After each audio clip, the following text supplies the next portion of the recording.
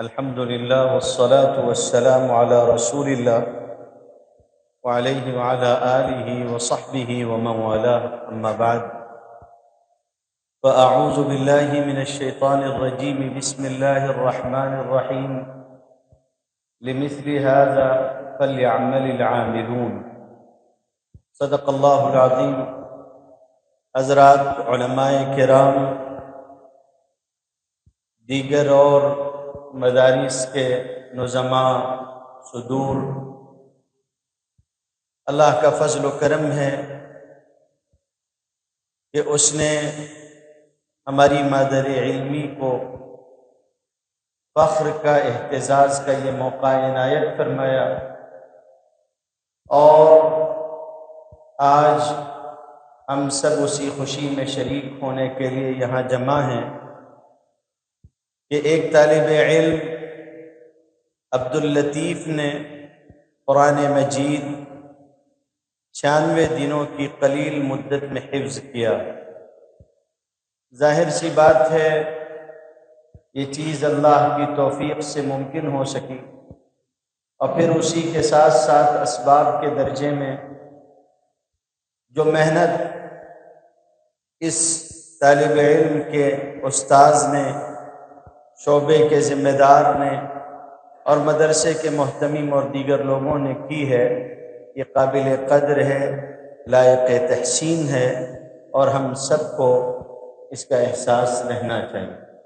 میں مبارکباد پیش کرتا ہوں ان سب حضرات کی خدمت میں، اور خصوصاً ان سارے طلباء کی خدمت میں بھی، بشمول حافظ عبداللطیف کے، کہ جن کا یہاں نام پیش کیا گیا اور جن کی خوبیاں بیان کی گئیں۔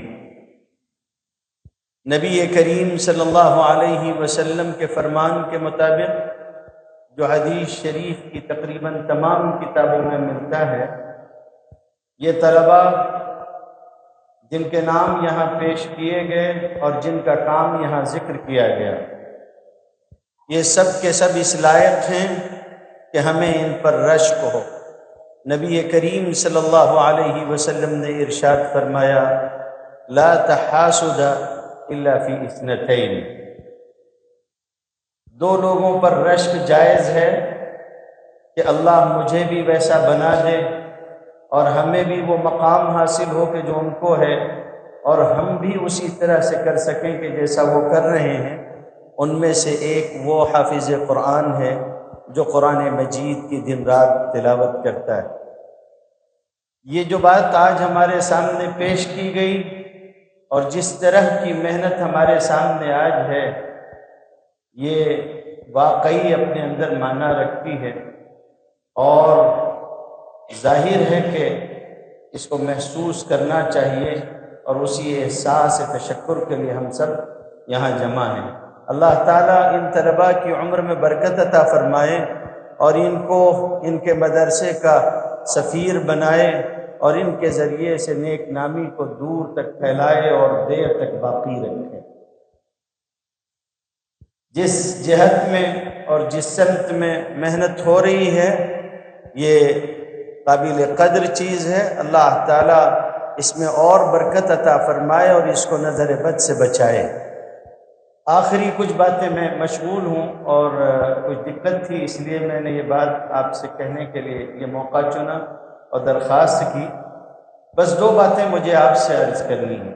ایک بات یہ ہے کہ جو آیت میں نے قرآن مجید کی پڑھی، لِمِثْلِ هَذَا فَلْيَعْمَلِ الْعَامِلُونَ، اور قرآن مجید کی ایک دوسری آیت ہے، وَفِي ذَلِكَ فَلْيَتَنَافَسِ الْمُتَنَافِسُونَ۔ یہ نمونہ ہمارے اور آپ کے سامنے، یہ بچے ہماری طرح گوشت و پوست کے بنے ہوئے ہیں، اور ان کا ذہن، ان کا دماغ کوئی ہم سے الگ نہیں ہے۔ ہم سب کو بھی ان سے عبرت حاصل کرنی چاہیے، اور جو بچے حفظ کر رہے ہیں، خاص طور پر انہیں اپنا امام اور مقتدی سمجھنا چاہیے، اور ان کی روش پر چل کر خود بھی یہ مقام حاصل کرنے کی کوشش کرنی چاہیے۔ ان لوگوں نے اگر محنت کی ہے اور ایک بلند مقام پایا ہے، تو ظاہر سی بات ہے کہ قابل اساتذہ آپ کو بھی میسر ہیں، اللہ تعالیٰ نے صلاحیتیں آپ کو بھی عطا کی ہیں، اور یہ کارنامہ جو آج پیش ہوا ہے کل بھی ہو سکتا ہے، اور آج جو سرخروئی ان کے مقدر میں ہے کل آپ کے مقدر میں بھی ہو سکتی ہے۔ محنت کرنا، جد و جہد کرنا اور آگے بڑھنا شرط ہے۔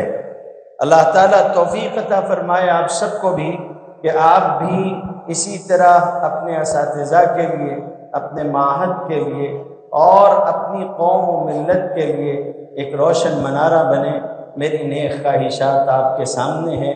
میں جس مسرت کو اور جس خوشی کو اس موقع پہ محسوس کر رہا ہوں، بسا اوقات الفاظ تنگ پڑ جاتے ہیں اور زبان کا دامن جو ہے وہ کوتاہ نظر آتا ہے، اظہار نہیں ہو پاتا احساسات کا، جذبات و عواطف کا۔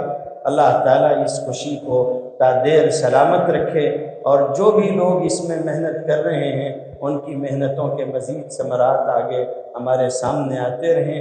اللہ تعالیٰ ہم سب کے کاموں کو قبول فرمائے اور سربلندی اس دنیا میں بھی اور آخرت میں بھی مقدر فرمائے۔ وآخر دعوانا الحمد للہ رب العالمین۔